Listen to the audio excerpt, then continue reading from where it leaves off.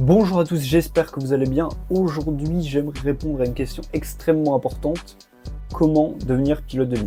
Alors quand on veut devenir pilote de ligne, chercher, trouver, choisir sa formation, c'est toujours un petit peu compliqué. Il y a énormément de possibilités qui s'offrent à nous et trouver la meilleure option qui nous correspond, c'est la galère. Alors aujourd'hui, je vais repasser en revue toutes les possibilités que nous avons. Pour commencer, je vais parler de l'ENAC. C'est une école publique qui se trouve à Toulouse, qui est complètement gratuite, mais qui est aussi assez difficile d'accès. C'est une école qui est excellente et qui se rejoint via des sélections qui se font tous les ans. Pour faire ces sélections, vous devez avoir un niveau qui est, d'après moi, entre la prépa et le niveau 1G, mais vous avez aussi depuis quelques années une autre option qui est de directement rejoindre la prépa intégrée à l'ENAC pour préparer le passage de l'ATPL théorique. Cette classe préparatoire à l'ATPL théorique est accessible dès la fin du lycée, dès 16 ans en tout cas. Vous passerez donc à l'ENAC l'entièreté des certificats qui vous est nécessaire pour devenir pilote de ligne, que ce soit l'ATPL, l'ASEP, le CPL, l'IRME, la MCC, etc., etc. Vous aurez tout directement à l'ENAC. Et surtout, si vous avez plus de questions, n'hésitez pas à aller voir directement sur le site de l'ENAC. Vous aurez vraiment réponse à tout ce que vous voulez. Deuxième possibilité qui vous s'offre à vous, vous avez l'armée. L'armée de l'air française, si vous êtes français, ou autre si vous êtes d'un autre pays. Comme pour l'ENAC, si vous passez par l'armée, vous n'allez pas payer votre formation, mais en revanche, vous allez devoir 10 ans à l'armée.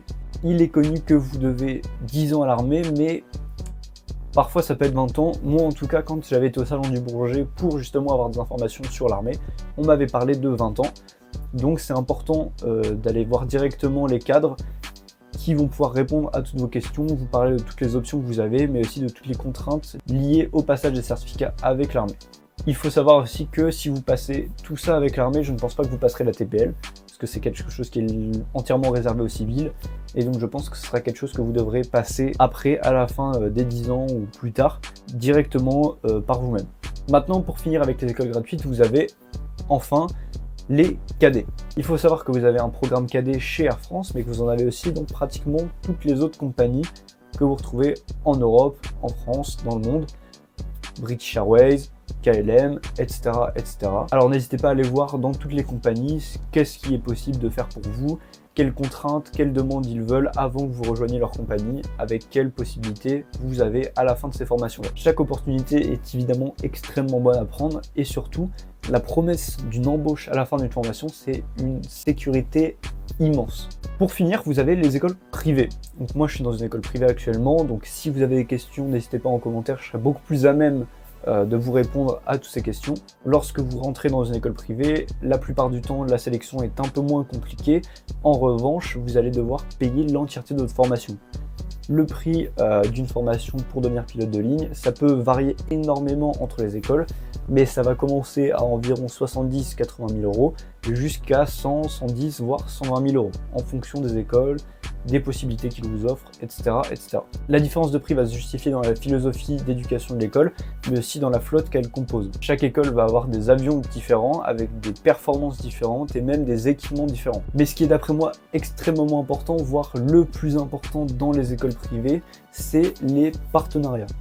Les écoles vont pouvoir avoir des partenariats avec différentes compagnies pour favoriser l'accès dans ces compagnies à la fin de votre formation. Il faut savoir que l'embauche à la fin des écoles n'est pas toujours facile. Les compagnies peuvent demander une certaine expérience que évidemment on n'a pas quand on sort d'école, et donc avoir des partenariats, ça peut vraiment faciliter la tâche lorsque l'on a fini sa formation et qu'on veut rejoindre enfin une compagnie. Autre point très important, c'est comment financer ces écoles. Vous avez deux possibilités. Soit vous avez déjà les fonds requis pour payer l'entièreté de votre formation, ce qui est très cool. Ou alors vous avez une deuxième option qui est de faire des prêts. Faire des prêts, ça peut faire extrêmement peur au premier abord et c'est normal, mais il faut savoir que la plupart des écoles ont des banques partenaires qui vont vous aider à faire des prêts à hauteur du prix de votre formation. Pendant toute la durée de votre formation, vous n'avez évidemment pas à rembourser ce prêt parce que vous ne travaillez pas, donc vous n'avez pas de rentrée d'argent, donc vous ne pouvez pas rembourser. Et le remboursement débute donc à la fin de votre formation, quand vous avez déjà commencé à travailler et que vous pouvez tout naturellement commencer à rembourser ce prêt. Voilà pour les différentes formations que vous pouvez rejoindre pour devenir pilote de ligne. Maintenant, avant de terminer cette vidéo, j'aimerais faire une petite parenthèse sur les QT, qualifications de type. Les qualifications de type, c'est quelque chose que vous allez devoir faire à chaque fois quand vous entrez dans une nouvelle compagnie. Qualification type sur un A320, 737, un 787, etc., etc. Et les qualifications type, dans certains cas, vous allez devoir les payer. Soit la compagnie paye entièrement la QT pour vous, mais vous devez la plupart du temps certaines années chez eux. Soit cette QT va être diluée dans votre salaire, ou alors vous allez devoir la payer entièrement lorsque vous allez rejoindre la compagnie. Donc il faut aussi prendre en compte ces frais-là qui peuvent arriver après votre formation. Voilà, c'est la fin de cette vidéo. J'espère qu'elle vous aura plu, j'espère que vous avez appris des choses, que vous êtes un peu plus éclairé sur le sujet. J'ai sorti une vidéo qui parle plus en détail des écoles privées, donc n'hésitez pas à aller la voir si elle vous intéresse. Sur ce, j'espère vous croiser bientôt dans les airs et à bientôt.